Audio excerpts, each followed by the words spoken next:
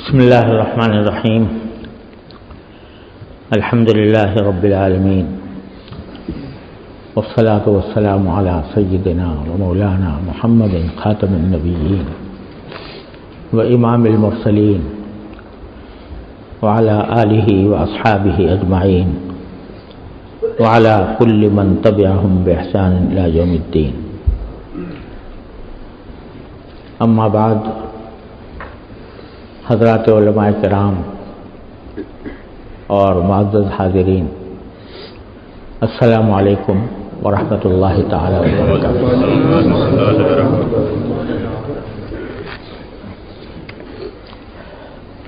جیسا کہ حضرت مولانا امداد اللہ قاسمی صاحب نے اعلان فرمایا،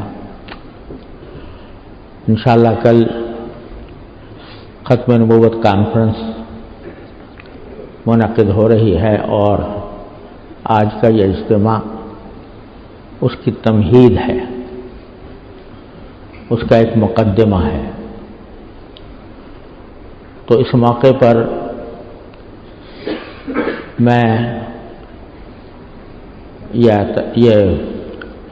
گزارش کرنا چاہتا ہوں کہ نبی کریم سرور دو عالم محمد مصطفیٰ صلی اللہ تعالی علیہ وسلم پر ایمان کا ایک لازمی جز یہ ہے کہ آپ خاتم النبیین تھے، اور آپ کے بعد کوئی نبی کسی بھی معنی میں،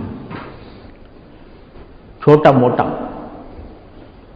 جزوی نبی بھی نہیں آ سکتا، اور اگر کوئی اس کا دعویٰ کرے تو در حقیقت نبی کریم سرور دو عالم صلی اللہ علیہ وسلم کے رسالت میں نقب لگانے کی کوشش کرتا ہے۔ تو اسی موضوع پر یہ کانفرنس انشاءاللہ منعقد ہو رہی ہے۔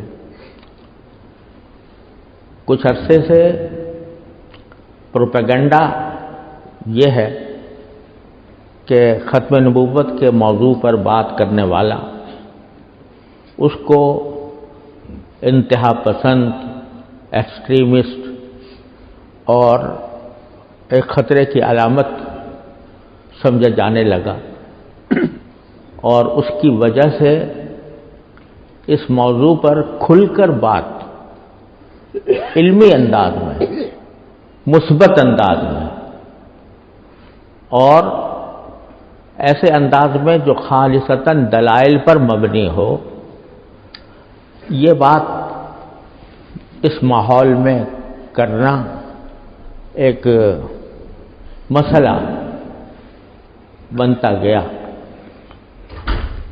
ہمارے ہاں بھی پاکستان میں سیکولر لابی ہے، وہ اس بارے میں پروپیگنڈا کرتی رہتی ہے کہ جو لوگ مرزا غلام احمد قادیانی کو یا اس کے متبعین کو دائرہ اسلام سے خارج سمجھتے ہیں، وہ انتہا پسند ہیں، اور ایک طرح سے وہ ظلم کر رہے ہیں، اور یہ لوگ جو مرزا غلام احمد قادیانی کو مانتے ہیں وہ مظلوم ہیں۔ اس فضا کی وجہ سے خاص طور پر ان ملکوں میں جہاں مسلمان اقلیت میں ہیں، جیسے کہ آپ کا یہ ملک، وہاں فضا ایسی بنا دی گئی ہے کہ جس کی وجہ سے اس موضوع پر بات کرنا، مساجد میں اس موضوع کو اختیار کرنا، یہ ایک مشکل بنتا جا رہا ہے، اور اس کی وجہ سے لوگ تھوڑے سے خائف ہیں کہ کہیں ایسا نہ ہو کہ ہمیں بھی اسی دہشت پسندی میں، دہشت گردی میں، یا انتہا پسندی میں کہ خانے میں ہمیں فٹ نہ کر دیا جائے۔ یہ آیتیں جو ابھی مجھ سے پہلے مولانا جاوید صاحب نے پڑھی،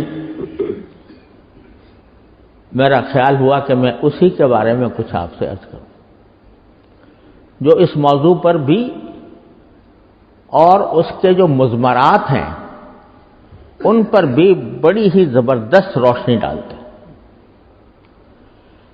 یہ پہلے ان آیات کا شان نزول اور ان آیات کا پس منظر سمجھنے کی ضرورت ہے۔ اہل عرب کے ہاں جاہلیت میں اگر کسی کو اپنا منہ بولا بیٹا قرار دیا جاتا، اڈاپٹڈ سن، کہ جس نے یہ اگرچہ نسبی طور پر اس کا بیٹا نہیں ہے لیکن منہ بولا اس کو بیٹا کہہ دیا، تو اب اس کے ساتھ بیٹے ہی جیسا ہر معاملے میں سلوک کیا جاتا تھا، یعنی وہ دوسرے نسبی بیٹوں کے ساتھ وارث بھی ہوتا تھا، وہ اور اس کی بیوی اس آدمی پر حرام ہوتی تھی کہ جس کو اس نے اپنا بیٹا قرار دیا۔ ویسے تو اپنا جو نسبی بیٹا ہوتا ہے اس کی بیوی جو بہو اپنی کہلاتی ہے وہ حرام ہوتی ہے، قرآن کریم نے اس کو حرام قرار دیا، لیکن منہ بولے بیٹے کے بارے میں بھی یہی تصور تھا۔ حالانکہ اللہ تبارک و تعالیٰ نے ہر چیز کا ایک مقام رکھا ہے۔ آپ کسی کو اپنا بیٹا بنائیں، منہ بولا بیٹا، تو بے شک اس کے ساتھ شفقت کا معاملہ کریں، اس کے ساتھ حسن سلوک کریں، اس کی پرورش کریں، بہت نیکی کا کام ہے۔ لیکن جس کو اللہ تبارک و تعالیٰ نے باپ بیٹے کے نسبی رشتے میں پرو دیا، اس پر کوئی اضافہ آپ اپنی طرف سے نہیں کر سکتے۔ اللہ تبارک و تعالیٰ نے یہ رشتہ بنایا ہے، وَإِنْ أُمَّهَاتُكُمْ إِلَّا اللَّائِي وَلَدْنَهُمْ، جو حقیقی طور پر کسی کا باپ نہ ہو، اس کا اب وہ نام میں لکھواتا پھرے رجسٹروں کے اندر اور پاسپورٹ پر کہ میرا باپ فلاں ہے، حالانکہ وہ حقیقی باپ نہیں ہے، تو وہ جھوٹ ہوگا۔ لہذا آپ اس کے ساتھ اس سے سلوک جتنا چاہیں کریں، لیکن حقیقت میں وہ آپ کا بیٹا نہیں ہے۔ جب بیٹا نہیں ہے تو اگر کسی وقت اس نے شادی کر لی اور شادی کرنے کے بعد اس نے اس کو طلاق دے دی، تو وہ عورت آپ کے لیے حرام نہیں ہے، جیسے کہ اپنی بہو حرام ہوتی ہے۔ اگر اپنے سگے بیٹے کی بیوی کو بیٹا طلاق دے دے تو طلاق دینے کے نتیجے میں وہ اب پھر بھی حرام رہتی ہے، جس طرح طلاق سے پہلے حرام تھی، طلاق کے بعد بھی حرام رہے گی۔ لیکن منہ بولے بیٹے کو نے اگر کسی سے شادی کی اور اس کو طلاق دے دی تو شریعت کے اعتبار سے وہ شخص جس نے اس کو اپنا منہ بولا بیٹا قرار دیا تھا وہ شریعت کی روح سے حرام نہیں۔ لیکن جاہلیت میں یہ اتنا بڑا جرم، اتنا بڑا گناہ اس کو سمجھا جاتا تھا کہ جو زنا سے بھی بدتر۔ یعنی آپ دیکھیے جاہلیت کے بارے میں آپ نے سنا ہوگا، جاہلیت کے زمانے میں زنا کی کھلی چھوٹ تھی۔ عورتیں تھیں جو اپنے گھروں کے اوپر جھنڈے لگا کر دعوت عام دیا کرتی تھیں کہ آؤ ہمیں پیسے دو اور ہمارے ساتھ تم جو چاہو کرو، اور اگر ان کے ساتھ زنا کر بھی لیا کسی شخص نے، ایک شخص نہیں 10 شخص آ رہے ہیں، یہ بھی آ رہا ہے وہ بھی آ رہا ہے وہ بھی آ رہا ہے، اب اگر وہ حاملہ ہو گئی تو حاملہ ہونے کے بعد یہ کون پتہ لگا ہے کہ یہ کس کی اولاد ہے، تو پھر وہ ایک مرتبہ سب جو اس کے سابق اللہ بچائے زنا کرنے والے تھے ان کو جمع کرتی اور جمع کر کے کہتی تھی یہ بیٹا میرا اس کا ہے فلاں کا، اس کا ہو جاتا تھا۔ یعنی زنا سے جو بچہ پیدا ہوا اس کو تو اصلی بچہ قرار دے رہے تھے، وہ بھی محض اس بنا پر کہ اس زنا کرنے والی نے اس کا نام لے دیا، اس کو تو حقیقی بیٹا قرار دیا جاتا تھا، اور حقیقی بیٹا قرار دینے کی وجہ سے اس کے ساتھ وہی معاملہ ہوتا تھا جو بیٹا کا ہوتا ہے۔ اس منہ بولے بیٹے کے بارے میں یہ تھا کہ اگر اس کی بیوی طلاق ہو گئی اس کو، تو اب اس باپ کو جس نے منہ بولا بیٹا بنایا تھا اس کے لیے وہ حرام ہے بالکل۔ اگر کسی نے ایسا نکاح کر لیا تو اس کے ماتھے پر کلنگ کا ٹیکا لگ گیا، سارے معاشرے کے اندر وہ نکو بن گیا، سارا معاشرہ اس کو برا بھلا کہتا تھا، لعنت ملامت کرتا تھا۔ اللہ تبارک و تعالیٰ کو یہ رسم ختم کرنی تھی، اللہ تعالیٰ کو اپنا قانون جاری کرنا تھا۔ اللہ تعالیٰ چاہتے تھے کہ یہ جاہلیت کی رسم ختم ہو، تو اس ختم کرنے کے لیے ایک طریقہ یہ تھا کہ بھئی اعلان کر دیتے کہ بھئی آج سے اپنے منہ بولے بیٹے کی بیوی کے ساتھ نکاح کرنا جائز ہے۔ لیکن میرے اعلان سے وہ جو ذہنوں میں ایک تصور جڑ پکڑ چکا تھا، جم گیا تھا، وہ محض اعلان سے دور نہ ہوتا۔ ضرورت تھی کہ کوئی ایسا واقعہ لوگوں کے سامنے آئے جس سے یہ تصور جو جڑ پکڑ چکا ہے یہ ختم ہو جائے۔ تو رسول اللہ صلی اللہ علیہ وسلم کو حکم ہوا کہ تمہارا جو منہ بولا بیٹا ہے زید بن حارثہ رضی اللہ تعالیٰ عنہ، حضور کے منہ بولے بیٹے، اور کس طرح منہ بولے بیٹے وہ بھی عجیب واقعہ ہے کہ اس زید بن حارثہ کو کئی دوسرے قبیلے کے لوگ دور سے وہ اغوا کر کے لے گئے تھے اور غلام بنا دیا تھا۔ استغفر اللہ، معاف کیجیے گا، ایسا نہیں ہوا، بلکہ حضرت زید بن حارثہ مسلمان ہو گئے تھے، اور مسلمان ہونے کے بعد رسول کریم سرور دو عالم صلی اللہ علیہ وسلم کی پناہ میں آ گئے تھے۔ ان کا سارا قبیلہ غیر مسلم تھا، پناہ میں آ گئے تو رسول اللہ صلی اللہ علیہ وسلم نے جب دیکھا کہ یہ میرے ساتھ اس وقت اس کا کوئی اور ماں باپ یہاں پر نہیں ہے، تو آپ نے فرمایا بھائی تم میرے بیٹے ہو، ان کو بیٹا قرار دے دیا، منہ بولا بیٹا۔ اور اس کے ساتھ نبی کریم صلی اللہ علیہ وسلم نے آخری زمانے تک حقیقی بیٹے کا سلوک کیا، یہاں تک کہ حضرت رسول کریم صلی اللہ علیہ وسلم کی جو پھوپھی زاد بہن تھی ان کو ان کے نکاح میں دے دیا۔ حضرت ابن حارثہ کا نکاح اپنی پھوپھی زاد بہن یعنی حضرت زینب سے کرا دیا، اور حضرت زینب رضی اللہ تعالی عنہا جو تھیں وہ حضور کی پھوپھی زاد بیٹی تھیں، بچپن سے دیکھی ہوئی تھیں، صبح شام ان کی حالات آپ دیکھتے تھے، ان کو صورتاً بھی دیکھا تھا، سیرتاً بھی دیکھا تھا، تو آپ نے سمجھا کہ یہ ان کے لیے موضوع ہوں گی، اپنے بیٹے سے نکاح کرا دیا۔ مطمئن ہو گئے، بہو بن گئی حضرت زینب جو اپنی پھوپھی زاد بہن تھی۔ جب اللہ تعالیٰ کو یہ منظور ہوا کہ یہ جاہلیت کی رسم ختم کی جائے، اللہ تعالیٰ کا حکم یہ آ گیا کہ حضرت زید بن حارثہ نے طلاق دے دیا، ان کے درمیان آپس میں انبن چلتی تھی۔ حضور اقدس صلی اللہ علیہ وسلم نے یہ بھی کہا ان سے کہ بھئی تمہاری شادی ہو گئی ہے تو اب آپس میں میل جول سے رہو اور تم اپنے نکاح کو برقرار رکھو، لیکن آخر زید بن حارثہ نے تنگ آ کر طلاق دے دی حضرت زینب کو۔ جب طلاق دے دی تو اللہ تعالیٰ کا حکم آیا کہ ان حضرت زینب سے نکاح کر لو۔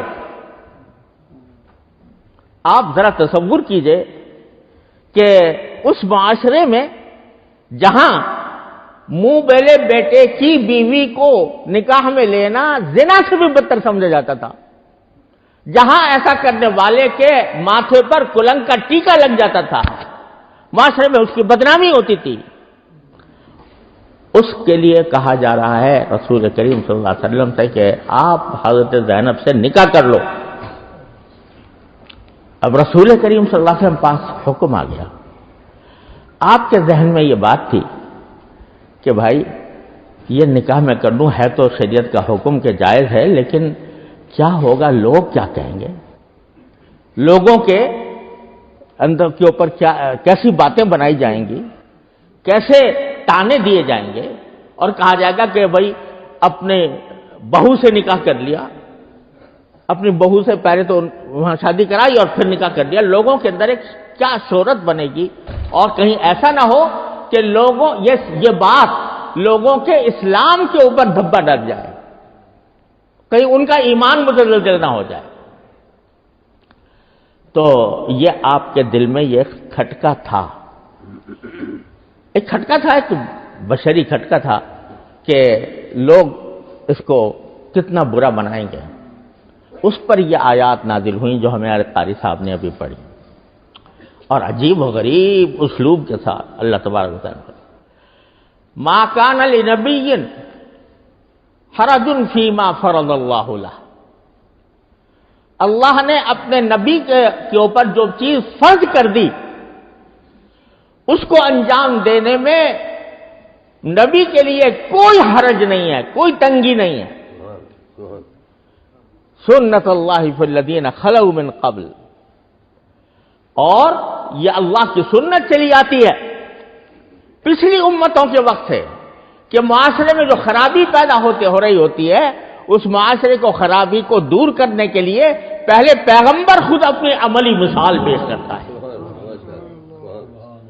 تو سنت اللہ فی الذین خلوا من قبل وکان امر اللہ قدرا مقدورا، اللہ کا جو حکم ہے وہ تقدیر میں لکھا جا چکا ہے، اور پورے ناپ تول کے ساتھ اللہ تعالیٰ نے یہ حکم دیا ہے۔ ہمیں سب پتا ہے کہ لوگ کیا کہیں گے، لیکن اے نبی ہم تمہارے ذریعے ایک ایسی رسم کو ختم کرنا چاہتے ہیں کہ جو لوگوں کے دماغ میں جڑ پکڑ چکی ہے، تو ہم نے جو فیصلہ کیا قدرن مقدورا، اگر صرف یہ کہہ دیتے کہ مقدر تھا، لیکن فرمایا قدر تھی ایسی جو ناپ تول کر مقدر کی گئی تھی۔ ناپ تول کا کیا معنی کہ اس کے تمام مضمرات، اس کے تمام نتائج، اس کے تمام فوائد، ان کے سارے نقصانات، ان سب کا موازنہ کر کے اور ان کو ترازو میں تول کر ہم نے یہ حکم دیا ہے۔ سنت اللہ فی الذین خلوا من قبل وکان امر اللہ قدرا مقدورا الذین یبلغون رسالات اللہ، الذین یبلغون رسالات اللہ، الذین خلوا من قبل کی طرف ضمیر راجع ہو رہی ہے کہ وہ جو جتنے بھی انبیاء کرام آئے ہیں ان کا حال یہ ہوتا ہے کہ وہ اللہ کا پیغام پہنچاتے ہیں۔ یبلغون رسالات اللہ ویخشونہ ولا یخشون احدا الا اللہ، اس پیغام کے پہنچانے میں صرف اللہ سے ڈرتے ہیں، اللہ کے سوا کسی سے نہیں ڈرتے۔ کیا جملہ ہے، الذین یبلغون رسالات اللہ ویخشونہ ولا یخشون احدا الا اللہ، اللہ تبارک و تعالیٰ ہی سے ڈرتے ہیں، اللہ کے سوا کسی سے نہیں ڈرتے۔ جب کوئی حق بات کہنی ہے، جب کوئی حق بات کو کسی تک پہنچانا ہے اور وہ اللہ کا حکم ہے کہ پہنچاؤ، تو بس زمین و آسمان جمع ہو جائیں اور وہ تمہیں ڈرانے کی کوشش کریں، تمہارا کام ان سے ڈرنا نہیں ہے، ڈرنا اللہ سے ہے۔ ولا یخشونہ ولا یخشون احدا الا اللہ وکان اللہ بکل شیء علیما، اور اللہ تبارک و تعالی ہر چیز کو جاننے والے ہیں، ہر چیز کا علم رکھنے والے ہیں، ہر چیز کو جاننے والے ہیں۔ لہذا یہ نہ خیال کرنا کہ کوئی تمہیں نقصان پہنچا دے گا، جب تک اللہ کی مشیت نہیں ہوگی، جب تک اللہ تبارک و تعالیٰ کا حکم نہیں ہوگا، کوئی تمہیں کوئی نقصان نہیں پہنچا سکتا۔ حق کا پیغام پہنچانے کے لیے انبیاء اسی لیے آتے ہیں، اس کے لیے دکھ بھی اٹھاتے ہیں، لیکن ساتھ ہی اللہ تبارک و تعالیٰ کی مدد ان کی شامل حال ہوتی ہے، لہذا ان کو لوگوں سے ڈرنے کی کوئی ضرورت نہیں۔ ہاں البتہ حق بات کہیں، ذرا سمجھنے کی بات ہے یہ، حق بات کہیں، حق نیت سے کہیں، حق طریقے سے کہیں. 3 باتیں ہیں، بات حق ہو، نیت حق ہو اور طریقہ بھی حق ہو، تب پھر اللہ تبارک و تعالیٰ کا پیغام پہنچتا ہے. تو نیت کیا ہے؟ بات حق ہے، جو بات نازل کی گئی تھی وہ حق بات تھی، اور نیت بھی تمہاری حق ہو. تو نیت تمہاری حق یہ ہے کہ تمہاری اپنی کوئی خواہش نہیں، اپنا کوئی تمہیں کوئی مفاد نہیں، اپنی تمہارے دل میں کوئی الفت پیدا نہیں ہو رہی، لیکن تم اللہ کی خاطر، اللہ کو راضی کرنے کی خاطر یہ کام انجام دے رہے ہو. تو نیت بھی حق اور طریقہ بھی حق. طریقہ بھی حق کہ لوگوں کو یہ حکم سنا کر خود اپنا عمل کر کے دکھا دیا، کہ کہیں لوگ ڈریں گے بھئی ہم عمل کریں گے نیا کام تو ہم پتہ نہیں معاشرے میں ہماری کیا وقت رہ جائے گی. تو نبی کریم شاہکار تخلیق اللہ تبارک و تعالی وہ عمل کر کے دکھا دے گا اس طریقے سے، تو لوگوں کے دل ٹھنڈے ہو جائیں گے. تو کلمہ حق ہو، نیت حق ہو، طریقہ حق ہو، تو پھر یاد رکھو جب یہ کام کرو گے کبھی اس سے فتنہ پیدا نہیں ہوگا، کبھی فتنہ نہیں پیدا ہوگا. فتنہ اگر پیدا ہوتا ہے تو ان 3 چیزوں میں سے کوئی ایک چیز حق نہیں ہوتی، یا کلمہ حق نہیں، یا نیت حق نہیں، یا طریقہ حق نہیں. اب آگے چلیے، اب آگے اللہ تبارک و تعالیٰ کیا فرماتے ہیں؟ ما کان محمد ابا احد من رجالکم ولکن رسول اللہ وخاتم النبیین. نبی کریم سرور دو عالم صلی اللہ علیہ وسلم تمہارے کسی مرد نرینہ اولاد کے باپ نہیں ہے. اور یہ اللہ تبارک و تعالیٰ کی یہ حکمت ہے کہ رسول کریم سرور دو عالم صلی اللہ علیہ وسلم کی 4 صاحبزادیاں ہوئیں. صاحبزادیاں ہوئیں، بیٹا کوئی نہیں ہوا. اور بیٹا نہ ہونا یہ اللہ تعالیٰ کی حکمت سے اس لیے رکھا گیا، بظاہر اللہ تعالیٰ اپنی حکمتوں کو بہتر جانتے ہیں، کہ اگر بیٹا ہوگا تو اس میں 2-3 احتمال ہوں گے. ایک احتمال یہ ہوگا کہ وہ بیٹا نبی کریم سرور دو عالم صلی اللہ علیہ وسلم کے بعد آپ کی نبوت کو سنبھالے اور آپ کی وراثت نبوت میں حصے دار ہو. کل کو یہ دعویٰ کرتے کہ میں رسول اللہ صلی اللہ علیہ وسلم کا بیٹا ہوں، لہذا وہ تشریف لے گئے تو میں ان کی جگہ ہوں، تو بیٹے کا قصہ ہی ختم کر دیا، بیٹا ہوگا ہی نہیں. اور یہ بھی دکھانا تھا کہ لوگ اپنے نرینہ اولاد پر فخر کرتے ہیں کہ میرے اتنے بیٹے ہیں، میری اتنی اولاد ہے. ہم اپنے نبی کریم صلی اللہ علیہ وسلم کو اس طرح بنا رہے ہیں کہ ان کا کوئی بیٹا نہیں ہوگا نسبی بیٹا، لیکن روحانی بیٹے کروڑوں میں ہوں گے. وہ کروڑوں میں ہوں گے، زندہ جو زندہ رہنے والے بیٹے ہیں وہ. اس طرح تو اللہ تعالی نے فرمایا کہ اگر کسی کو منہ بولا بیٹا اور آپ نے قرار دے بھی دیا تو وہ حقیقت میں آپ کا حقیقی بیٹا نہیں ہے، ولیکن رسول اللہ.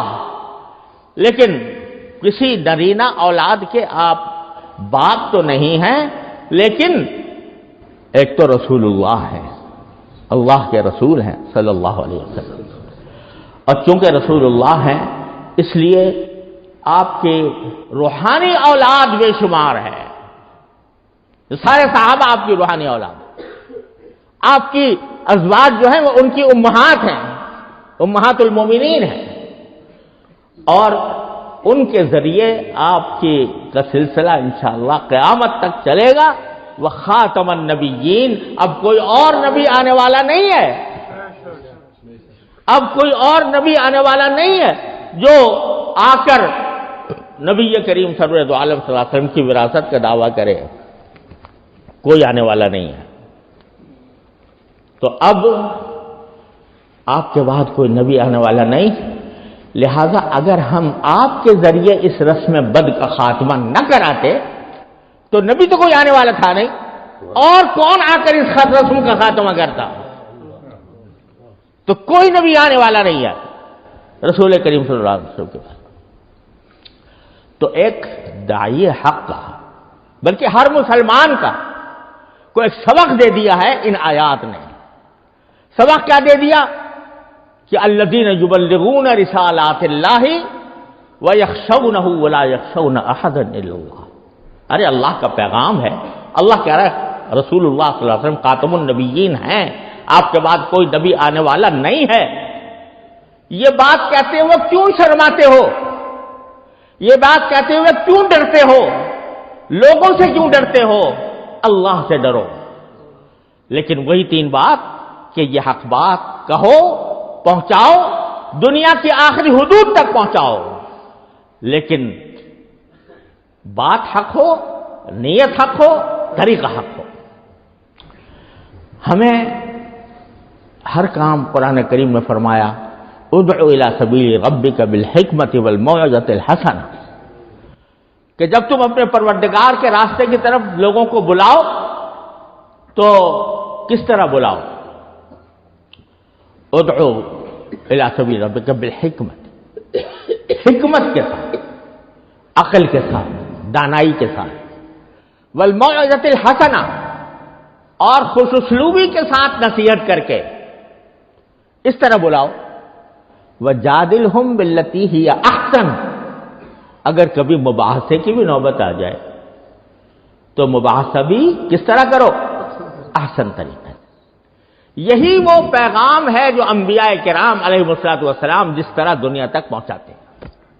انبیاء کرام علیہ السلام کا طریقہ شروع سے آخر تک یہ ہے کہ انہوں نے کبھی سب و شتم نہیں کیا، کبھی کسی کو گالی نہیں دی، کبھی کسی کو کوئی تکلیف نہیں پہنچائی، کبھی کسی کے لیے ثقیل کلمات استعمال نہیں کیے۔ ان کو گالیاں دی گئیں، ان کو برا بھلا کہا گیا، لیکن انبیاء کرام نے اس کے جواب میں ہمیشہ نرم رویہ اختیار کیا۔ حضرت ہود علیہ السلام کو اس کی قوم کہتی ہے کہ انا لنراک فی صفاحۃ وانا لنظنک من الکاذبین۔ اتنے بڑے پیغمبر کو اس کو کہہ رہے ہیں کہ ہم تو تمہیں بیوقوف سمجھتے ہیں، بیوقوف آدمی ہو، اور ہم تم کو جھوٹوں میں سے سمجھتے ہیں، جھوٹے آدمی ہیں۔ اس سے زیادہ سچا انسان اس وقت روئے زمین پر کوئی اور نہیں تھا، لیکن اس کو کہا جا رہا ہے تم جھوٹے ہو۔ اس سے زیادہ عقل مند انسان کوئی نہیں تھا، اس کو کہا جا رہا ہے تم بیوقوف ہو۔ آج ہم سے کسی داعی حق سے کھڑا ہو کر کوئی شخص یہ کہہ دے کہ تم بیوقوف ہو، تم جھوٹے ہو، تو جواب میں کہیں گے تو بیوقوف، تیرا باپ بیوقوف، تیرا دادا بیوقوف۔ تو یہ، لیکن پیغمبر کا کیا جواب ہے؟ پیغمبر کا جواب یہ ہے کہ یا قومی لیس بی صفاحۃ ولکنی رسول من رب العالمین، اے میری قوم، میں بیوقوف نہیں ہوں، مجھے کوئی بیوقوفی کی وجہ سے یہ بات نہیں کہہ رہا ہوں، لیکن میں رب العالمین کی طرف سے بھیجا ہوا آیا ہوں، اس کی بات تمہیں پہنچا۔ آپ اندازہ لگائیے کیا جواب دے رہا ہے۔ وہ گالی دے رہے ہیں بیوقوف ہونے کی، وہ گالی دے رہے ہیں جھوٹا ہونے کی۔ پیغمبر جواب میں بس اتنا کہتا ہے کہ صفاحت نہ لنا کبھی صفاحت نہیں لا نظلم کبھی کاذب۔ میں نے میرے والد ماجد رحمۃ اللہ علیہ سے میں نے یہ جملہ پتہ نہیں کتنی مرتبہ سنا کہ جب موسیٰ اور ہارون علیہ السلام کو اللہ تبارک و تعالی فرعون کے پاس بھیج رہے تھے تو ان کو کیا ہدایت نامہ دیا؟ قولا لہم قولا لینا، قولا لہ قولا لینا، اس سے ذرا نرمی سے بات کرنا، فرعون سے نرمی سے بات کرنا، لعلہ یتذکر او یخشی، شاید نصیحت مان لے، شاید اس کے دل میں خدا کا خوف پیدا ہو جائے۔ اور حالانکہ اللہ تبارک و تعالیٰ کے علم ازلی میں بات تھی کہ یہ کبھی بھی بات نہیں مانے گا، کبھی نہیں مانے گا، لیکن اپنے انبیاء کو بھیجتے ہوئے یہ فرمایا تمہارے دل میں یہ امید ہونی چاہیے کہ شاید وہ نصیحت حاصل کر لے، شاید وہ اللہ کا خوف اس کے دل میں پیدا ہو جائے۔ تو نتیجہ کیا ہوا؟ جیسے جو کچھ بھی ہو، لیکن پیغمبر نے اپنا فریضہ حق طریقے سے ادا کیا۔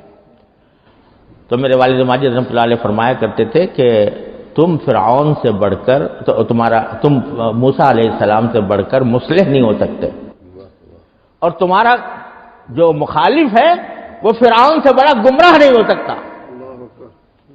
لیکن جب وہاں یہ نصیحت کی گئی ہے تو تمہیں بھی یہ نصیحت کرنی چاہیے۔ پیغمبرانہ دعوت اسی کو کہتے ہیں کہ وہ سختی نہیں کرتے، وہ تشدد نہیں کرتے، وہ ان کے دل میں یہ درد ہوتا ہے، وہ اپنا دشمن نہیں سمجھتے اپنے کسی مخالف کو، ان کے دل میں یہ درد ہوتا ہے کہ کسی طرح اس کو جہنم سے نکال کر جنت میں لے آؤ، ان کے دل میں یہ درد ہوتا ہے۔ تو ہمیں دو سبق مل رہے ہیں ان آیات سے۔ ایک سبق یہ مل رہا ہے کہ ہمیں اپنے کسی عقیدے کی تشریح و توضیح میں، اس کو دلائل سے مدلل کرنے میں کسی کا خوف نہیں ہونا چاہیے سوائے اللہ کے، وَيَخْشَوْنَهُ وَلَا يَخْشَوْنَ أَحَدًا إِلَّا اللَّهُ۔ اور دوسرا یہ کہ يُبَلِّغُونَ رِسَالَاتِ اللَّهِ، اللہ کا پیغام پہنچانا ہے۔ اللہ میاں گالی نہیں دیا کرتے، اللہ تبارک و تعالیٰ جب اپنا کوئی پیغام بھیجتے ہیں تو اس میں گالیاں نہیں ہوتی، اس میں پیار ہوتا ہے۔ کہتا ہے مَا يَفْعَلُ اللَّهُ بِعَذَابِكُمْ إِن شَكَرْتُمْ وَآمَنْتُمْ، ارے اللہ تمہیں عذاب دے کر کیا کرے گا اگر تم شکر کرو اور ایمان لے آؤ۔ تو وہ اللہ تعالیٰ کا پیغام یہ گالیوں پر مشتمل نہیں ہوتا، اللہ تعالیٰ کا پیغام محبت کا، شفقت کا، آگاہ کرنے کا پیغام ہوتا ہے۔ تو اس سب سے ہمیں جو سبق مل رہا ہے کہ اول تو ہمیں اپنا مثبت پیغام دینے کے لیے اللہ کے سوا کسی سے نہیں ڈرنا، اور دوسرا یہ کہ پیغام سلیقے سے دینا ہے، حکمت کے ساتھ دینا ہے۔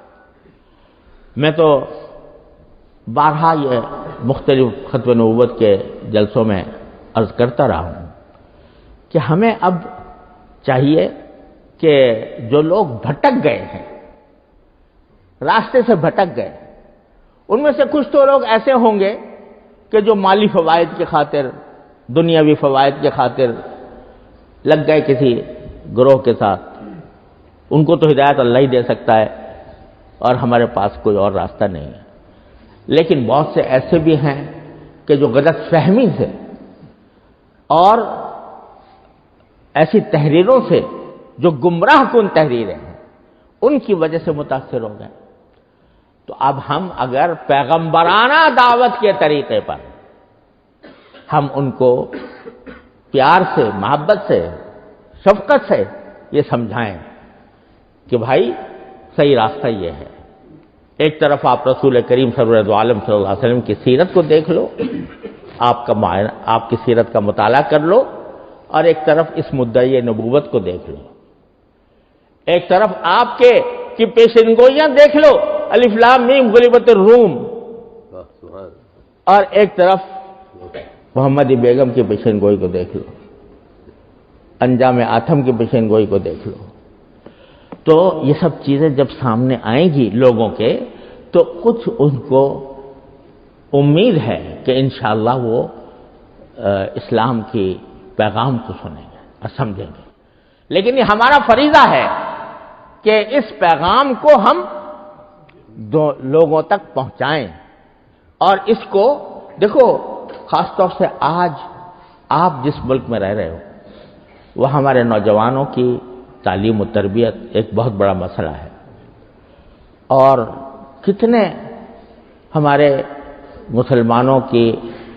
مسلمانوں میں سے کتنے بچے جو ہیں وہ سیکولر اسکولوں میں پڑھتے ہیں، وہاں پر ان کے ایک خاص ذہن سازی ہوتی ہے، تو ان کو بیچاروں کو دین کے مبادی کا بھی علم نہیں ہے، اور بسا اوقات وہ ایک چھوٹا سا کتاب ہاتھ میں آ گیا، اس کو پڑھ لیا، اسی سے متاثر ہو گئے، کسی کی تقریر سن لی انگریزی میں اور اس سے متاثر ہو گئے۔ تو ان کو خبردار کرنے کے لیے، ان کے اندر آگاہی پیدا کرنے کے لیے، اویئرنیس پیدا کرنے کے لیے یہ ہمارا فرض ہے، خاص طور سے حضرات علماء کرام کا۔ مختلف مساجد کے اندر جو خطبات ہوتے ہیں اس میں خدا کے لیے جارحانہ انداز اختیار نہ کیجیے، جارحانہ انداز اختیار نہ کریں، ایگریسو انداز نہیں اختیار کرنا چاہیے، لیکن وہی جو میں کہہ رہا ہوں پیغمبرانہ طریقے سے، محبت کے ساتھ، پیار کے ساتھ، شفقت کے ساتھ اگر آپ سمجھائیں تو ایسا نہیں ہے کہ اللہ تبارک و تعالیٰ ان کوششوں کو رائے گا کرے۔ یہ دیکھیں، یہ ایک بھی کوشش جو اللہ تبارک و تعالیٰ کی راہ میں کی جاتی ہے، اس کی خوشنودی کی خاطر، اخلاص کے ساتھ، رضا جوئی کے لیے، اللہ کی رضا جوئی کے لیے جو کوشش کی جاتی ہے، تو اس کوشش کے نتیجے میں اس کا کوئی نتیجہ کبھی نہ کبھی کہیں نہ کہیں نکلتا ہے۔ میں تو تنہا ہی چلا تھا جانب منزل مگر، میں تو تنہا ہی چلا تھا جانب منزل مگر، لوگ کچھ ملتے گئے اور قافلہ بنتا گیا۔ اللہ تبارک و تعالیٰ یہ کرتے ہیں۔ دیکھو، نکاح بیوگان کا مسئلہ ہندوستان میں آپ لوگ شاید واقف نہیں ہوں گے۔ ایک زمانے میں کوئی عورت اگر بیوہ ہو جائے، ان کو شوہر مر جائے، تو ہمارے ہندوستان کے اندر ہندوؤں کی قرب کی وجہ سے اس کا نکاح کسی اور شوہر سے کرنا اتنا بڑا عیب تھا کہ جس کا کوئی ٹھکانہ نہیں، بہت بڑا گناہ تھا۔ اگر کسی بیوہ سے کسی نے نکاح کر لیا تو وہ بیوہ بھی متون اور اس سے نکاح کرنے والا بھی متون۔ ہمارے اکابر نے، حضرت نانوتوی، حضرت گنگوہی رحمۃ اللہ علیہ، انہوں نے تحریک چلائی نکاح بیوگان کی، اور اپنے سارے رفقا کو کہا کہ بھی اپنی اپنی جگہ اس مسئلے کو بیان کرو، نکاح بیوگان۔ تو کچھ رفتہ رفتہ لوگوں میں کچھ سمجھ آئی۔ ایک مرتبہ حضرت نانوتوی رحمۃ اللہ علیہ وہ بیان فرما رہے تھے اور کہہ رہے تھے بھئی دیکھو، بیوہ کے اوپر بیوہ کا نکاح نہ کرنا، بیوہ پر کتنا بڑا ظلم ہے، وہ ساری زندگی بیچاری بے آسرا ہو کر گزارتی ہے، وغیرہ وغیرہ۔ تو ایک آدمی کھڑا ہو گیا، اس نے کہا جی آپ کے گھر میں تو ایک بیوہ بیٹھی ہے، آپ کی ماں، اس کا کیوں نہیں نکاح کرتے؟ اب ماں جو ہے وہ 75 سال کی عمر۔ تو حضرت نانوتوی نے کہا ہاں بھائی تم صحیح کہتے ہو، میں ابھی جاتا ہوں۔ گئے، ماں کے پاؤں پکڑ لیے کہ اماں جان میری بات بے اثر ہو رہی ہے، شرعی مسئلہ بے اثر ہو رہا ہے، خدا کے لیے نکاح کر لیا۔ ماں کا نکاح کر رہا ہے۔ جس کے دل میں اخلاص ہوتا ہے، جو اللہ کے لیے کام کرتا ہے، جو یخشونہ ولا یخشون احدا الا اللہ پر عمل کرتا ہے، اللہ تعالیٰ اس کو کبھی ناکام نہیں ہونے دیتے۔ تو اس لیے آج کا ہمارا یہ اجتماع در حقیقت اسی مقصد کے لیے ہے کہ یہ مقصد ایسا ہے کہ پوری امت مسلمہ کا مقصد ہے، پوری امت مسلمہ اس پر متفق ہے۔ بہت سے گروہ ہیں، جماعتیں ہیں، فرقے ہیں، مکتب فکر ہے، اس پر سب متفق ہیں کہ رسول کریم سرور عالم صلی اللہ علیہ وسلم کے بعد کوئی نبی نہیں آ سکتا، کوئی کسی بھی نام سے، ذلی نبی، بروزی نبی، یہ حقیقی مجازی خدا جانے کیا کیا تعویلات، کسی تعویل سے کوئی نبی نہیں آ سکتا۔ یہ جو آپ نے فرمایا اس میں کچھ لوگ چونکہ ریڈیو پہ جا رہا ہے نا گھروں میں، عورتیں پھر بات مناتی ہیں، اور حضور کے چھوٹے بچے تو تھے نا. جی ہاں، رسول کریم صلی اللہ علیہ وسلم کی جو میں نے بات کی کہ آپ کے بیٹا کوئی نہیں تھا، تو بیٹے سے میری مراد یہ ہے کہ جو جس سے آگے نسل چلے اور جو بڑا ہو کر نسل چلائے. لیکن چھوٹے بیٹے آپ کے ہوئے ہیں اور آپ کی زندگی میں ان کی وفات ہو گئی چھوٹے کم سن عمر میں، لہذا یہ کوئی ایسی بات نہیں ہے کہ جس پر یہ اعتراض کیا جائے کہ رجالکم کیوں کہا گیا. رجال کہا ہے قرآن نے. رجال جو ہے وہ رجل کی جمع ہے جس کے معنی مرد. تو بچہ جو ہے وہ بالغ جب تک نہ ہو تو وہ رجال میں داخل نہیں ہوتا. تو بہرحال بھائی عرض یہ کرنا تھا کہ آج ہم سے یہ مطالبہ ہے شریعت کا، دین کا مطالبہ ہے، اسلام کا مطالبہ ہے کہ ہم اپنے بچوں کو غلط راستے پر جانے سے روکیں اور اس بات کی حقیقت ظاہر کریں کہ جو لوگ اپنے آپ کو مسلمان کہہ رہے ہیں اور مسلمانوں میں اپنے آپ کو شامل کرنا چاہتے ہیں، ان خود کا حال یہ ہے کہ وہ ساری دنیا کے مسلمانوں کو کافر کہتے ہیں. ان کا حال یہ ہے. آپ کتابیں اٹھا کر دیکھ لو. انہوں نے کہا جو نہیں مانتا مرزا غلام احمد قادیانی کو، وہ صرف یہی نہیں کہ وہ دائرہ اسلام سے خارج ہے، کافر ہے، غیر مسلم ہے، پتہ نہیں کتنی بددعائیں کتنی گالیاں اس کو دی. پکا کافر ہیں؟ پکا کافر. اور خدا جانے کنجری کا کیا اولاد ہے، بغایا وہی کنجری کی اولاد. تو وہ تو سب ہم کو کافر کہتے ہیں بھائی، کہتے ہیں سب یہ کافر ہے، اور اپنے آپ وہ جو چھوٹی سی ایک وہ جماعت ہے وہ یہ ثابت کرنے کی فکر میں ہے کہ ہم اصل مسلمان ہم ہیں. تو کیا ہمیں یہ حق نہیں پہنچتا کہ ہم اپنے عقیدے کو اپنی اولاد کو سکھائیں، اپنے اولاد کو بتائیں، اور جو لوگ غلط فہمی سے ان کے پیچھے پڑے ہیں تو ان کو راہ راست پر لانے کی کوشش کریں. یہ صرف اتنا نہیں ہے کہ حق ہے، ہمارا فریضہ ہے.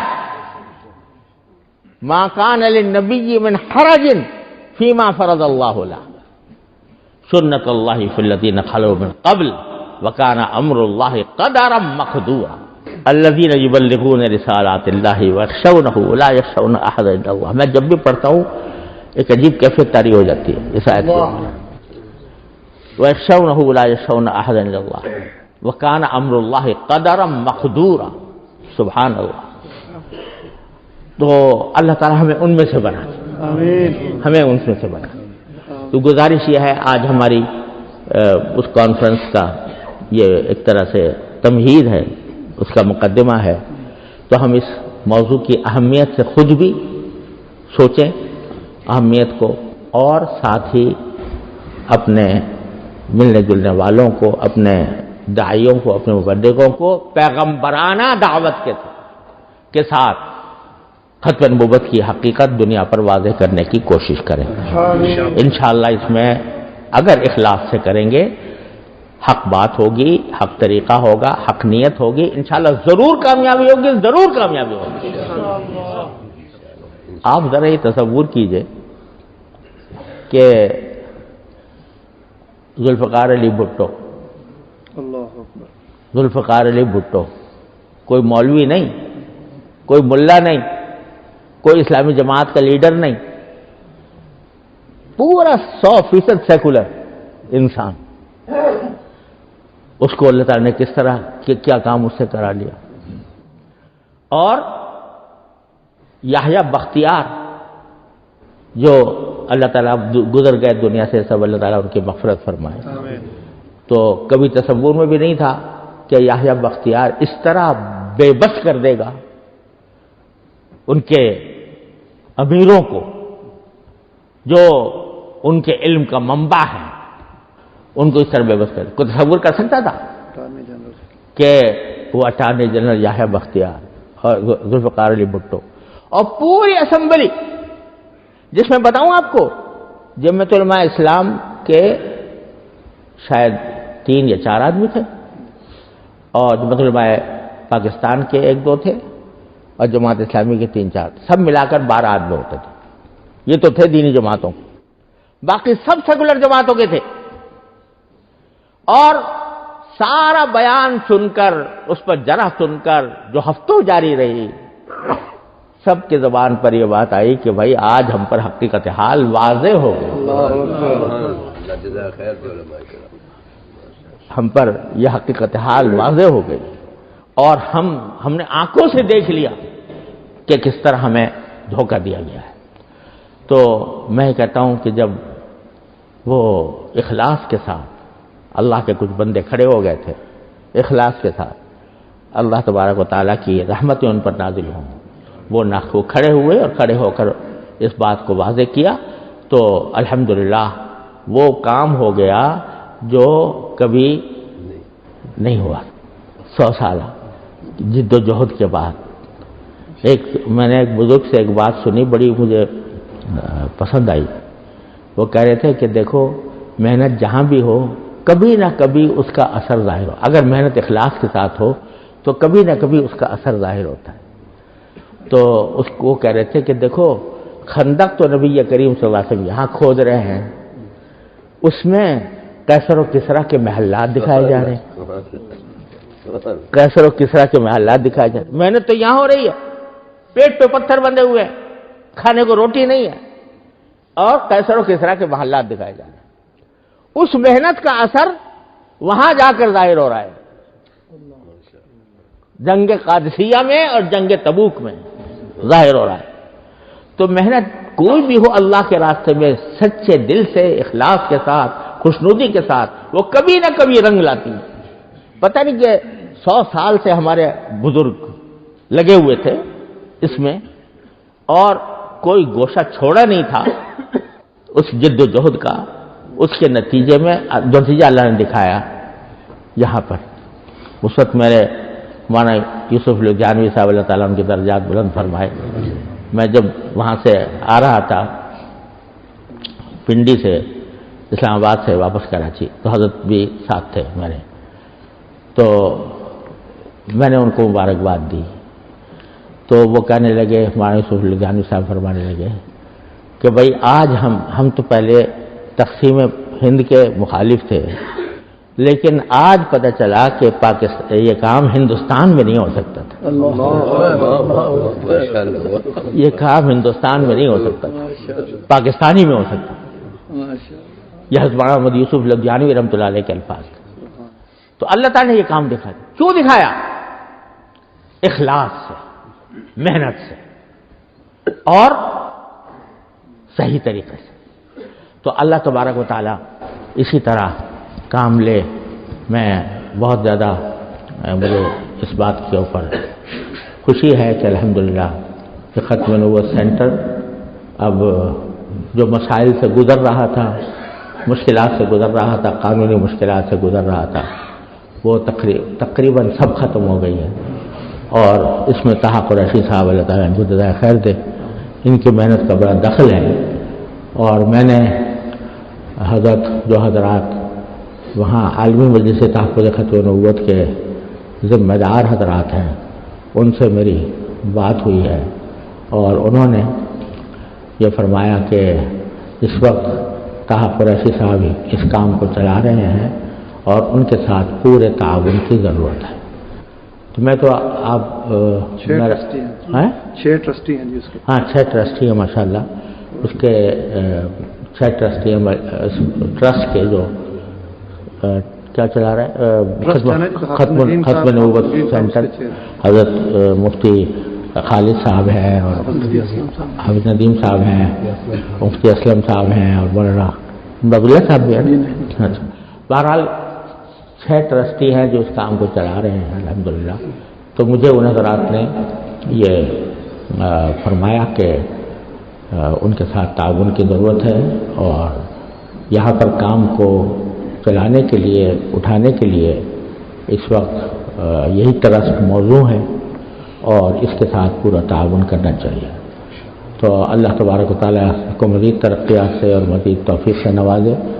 میں سب حضرات سے یہ اپیل کرتا ہوں کہ اس معاملے میں، کیونکہ یہ معاملہ ایسا ہے کہ غیر متنازع ہے، لہذا اس میں سب حضرات ہر قسم کا جو تعاون پیش کر سکتے ہیں وہ تعاون پیش کریں۔ ایک اور بات جو آج ہی مجھے معلوم ہوئی، ماشاءاللہ انگلینڈ کے اندر ایک اچھی تحریک شروع ہوئی ہے، وہ یہ کہ ناموس رسالت کے سلسلے میں حضور اقدس سرور عالم صلی اللہ علیہ وسلم کے لیے گستاخانہ مواد مغرب کے مختلف ملکوں میں اب بار بار شائع ہو کر ساری امت مسلمہ کے سینوں پر ایک زخم لگاتا ہے، تو یہاں اس بات کی آئینی کوشش ہو رہی ہے کہ ایک قانون یہاں پر پاس کیا جائے کہ جس کے ذریعے رسول کریم صلی اللہ علیہ وسلم کی گستاخی، ادنا گستاخی کے اوپر بھی اس کو قابل سزا جرم قرار دیا جائے۔ اس کے لیے ایک تحریک چلی ہوئی ہے اور ایک پٹیشن تیار ہو رہی ہے۔ اس پٹیشن کے اندر 1,00,000 دستخط کم از کم چاہیے، کیونکہ پارلیمنٹ نے بنیادی طور پر اس بات کو تسلیم کیا ہے کہ اگر 1,00,000 دستخط آ جاتے ہیں تو ہم اس کو اسمبلی کے ایجنڈے پر رکھیں گے اور اس صورت میں بحث ہوگی اس پر، اور اگر اکثریت ارکان کی اس کے حق میں ہوئی تو ایسا قانون یہاں سے جاری کر دیا جائے گا۔ تو یہ ایک بہت خوش آئند بات ہے اور بہت ہی بہترین تحریک ہے۔ لیکن حضرت 4 دن باقی ہیں اور 75,000 دستخط باقی ہیں، ہاں، صرف 25,000 ہوئے، ہاں 1,00,000 چاہیے۔ ہاں ابھی بڑے افسوس کی بات ہے، بڑے افسوس کی بات۔ لیکن دوسری بات یہ ضرور ہے کہ اس تحریک کے ساتھ ایک اور بات چل رہی ہے کہ کسی بھی ریلیجن کی توہین نہ کی جائے، اپنی ریلیجن کی تبلیغ کی جائے اور دوسرے کے ریلیجن کی توہین نہ کی جائے، جو نبی پاک نے بھی فرمایا کہ تمہیں تمہارا دین، تاکہ یہ نفرت کی دیواریں ٹوٹے۔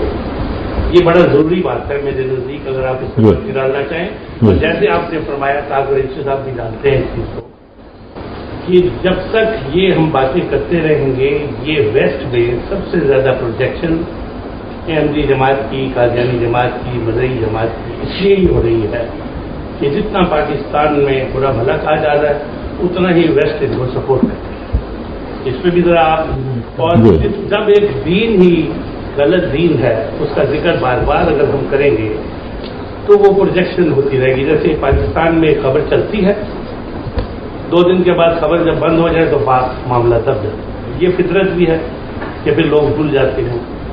بہرحال یہ معاملہ سنگین ہے، لیکن اس کو حل کیا اور حل کرنے کے بعد ہینڈل صحیح نہیں ہوا، یہ میرا آپ نے صحیح بات فرمائی بڑی حد تک، لیکن یہ کہ اب یہ اس بات کا احساس ہو رہا ہے اور اس کے مطابق انشاءاللہ وہ دیر تھی نا 5 مہینے پہلے شروع کی، پچھلے ہفتے انہوں نے بتایا تصویر، مجھے بھی وہ بھیجی یہ جو ناموس رسالت نہیں اب بھی ہو سکتی ہے، لیکن دیکھیں اس میں اب بھی اگر ایک تحریک چلائی جائے باقاعدہ تو 3 دن باقی۔ 1 منٹ لگتا ہے، ہاں ایک منٹ لگتا ہے، اپنے گھر بیٹھ کے کر سکتے ہیں، گھر بیٹھ کے کر سکتے ہیں، موبائل سے ہو سکتا ہے، موبائل سے ہوتا ہے، موبائل سے ہوتا ہے، تو اس میں کیا دقت ہے؟ کچھ بھی نہیں ہے، صرف ایک پش کرنے والا ہو، تمام پیرنٹس کریں، تمام علماء کریں، مساجد سے اپیل کی جائے، مساجد میں اجتماع ہو رہا ہے ہوتا ہے جمعہ کے، اب جمعہ اس سے پہلے آئے گا بعد میں آئے گا؟ جمعہ میں کروائی ہے، آپ نے کروائی ہے ماشاء اللہ، مولانا امداد اللہ صاحب نے، تو ماشاء اللہ سال بھی کروائیں۔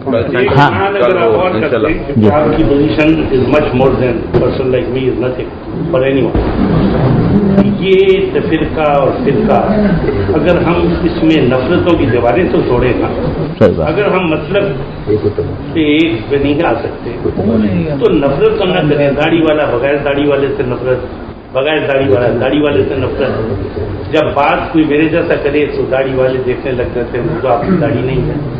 تو میں یقین جانیے میرا بچے کی داڑھی ہے، میں یہ اس لیے بات کر رہا ہوں، بات داڑھی اور نہ داڑھی کی نہیں ہے، توہین کی بات ہے۔ انسانیت کی تکریم ضروری ہے۔ صحیح بات۔ جب اس کے منہ پہ آپ توہین کریں گے تو وہ کیسے آئے گا آپ کے مذہب میں؟ آپ نے 3 جو چیزیں بیان کی 100% صحیح ہے، لیکن کمی کہاں ہے یہ بھی تو بتائیے۔ ہر مسجد کا رخ دوسرا ہے۔ ایک علاقے، سر ایک minute sir please, sir sub 1 minute, सब एक आपका एहतराम 11 मस्जिदें हैं लीड्स में, एक मील के रेडियस में, एक दूसरे के साथ इत्तेफाक थी। यही हाल बर्मिंघम का है, यही हाल लंदन का है, यही हाल लंदन का है, हर जगह का है, यही अमेरिका का है। सर हम अहमदियत की, कादियानियत की, मज़हबियत की बात हर दफा करते हैं, हम अपने फिरके और तफिरके को भी तो इकट्ठा करें। सही कह रहे हैं, अल्लाह ताला हमें तौफीक दे। प्लीज बुरा ना मनाएं, बात करने की बात बुरा नहीं है हजरत, अब मौका होता है ना, बारह अपने कर दिया तो सर यही मौका है। कोई बात नहीं, कोई बात नहीं। देखिए बात तो यही है, ये बात उन्होंने गलत नहीं कही, सही बात कही है कि असल बात यह है यानी कि हम सबको बिला लिहाज मसलक व मशरब जो हमारे बुनियादी मकासद हैं उनके ऊपर सबको मुत्तहिद होना चाहिए और आपस के जो इख्तिलाफात हैं उनको अपनी हद तक महदूद रखना चाहिए। उनको पब्लिक मकामात पर उनको बयान करना मेरे ख्याल में अब इसका इतना ज़्यादा होता भी नहीं है। आज आपकी मीटिंग हुई नहीं हजरत? हाँ जी, इसी बारे में हमारी अभी जो हम अभी इसी मसले के अंदर जो बरेलवी हजरात हैं हमारे भाई, उनसे बात हुई है, हम उनके पास गए हैं, वो हमारे पास आए हैं, तो इस तरह रफ्ता रफ्ता ख़त्म हो रही है ये बात और इंशाअल्लाह अल्लाह का शुक्र है हमारे यहाँ आपस में तमाम मसाइल का अल्हम्दुलिल्लाह अल्हम्दुलिल्लाह अल्हम्दुलिल्लाह अल्हम्दुलिल्लाह। अल्लाह ताला सब इसको और तरक्की अता फरमाए।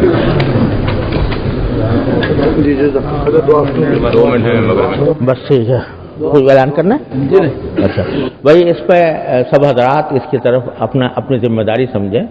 ये जो तहरीक चल रही है पिटीशन के ऊपर दस्तखत करने की, हर शख्स का मैं समझता हूँ ये फ़र्ज़ है कि वो इसके ऊपर दस्तखत करे। अगर नहीं करेगा तो मैं समझता हूँ अल्लाह ताला के सामने जवाबदेह होगा। नबी करीम सल्लल्लाहु अलैहि वसल्लम की रूह उसके लिए क्या सोचेगी कि वो कैसा मुसलमान है, कैसा मुझसे मोहब्बत का दावेदार है जो इतना भी नहीं कर सकता। इसके लिए बहुत कोशिश की ज़रूरत है। अल्लाहुम्मा सल्ली अला सय्यिदिना मुहम्मद व अला आलि सय्यिदिना मुहम्मद कमा सल्लैता अला इब्राहीम व अला आलि इब्राहीम रब्बना ज़लमना अनफुसना व इल्लम तग़फिर लना व तरहमना लनकुनन्ना मिनल ख़ासिरीन रब्बना आतिना फ़िद दुनिया हसना व फ़िल आखिरति हसना व क़िना अज़ाबन नार। या अरहमर राहिमीन, अपने फज़्ल व करम से हमारे तमाम गुनाहों को मुआफ़ फरमा। या अल्लाह हमें अपने रहमत से अपने दीन को सही समझ अता फरमा, उस पर अमल की तौफ़ीक़ अता फरमा, उस पर इस्तिक़ामत अता फरमा।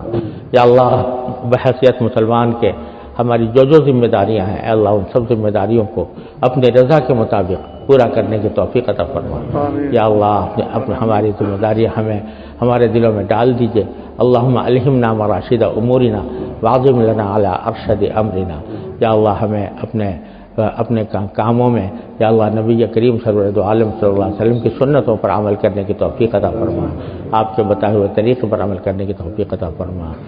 और या अल्लाह तमाम हाज़िरीन को उनके तमाम जायज़ मक़ासिद में कामयाबी अता फरमा। व सल्लल्लाहु तआला अला खैरि खल्क़िही सय्यिदिना मौलाना मुहम्मद व अला आलिहि व अस्हाबिहि अजमाइन आमीन बिरहमतिका या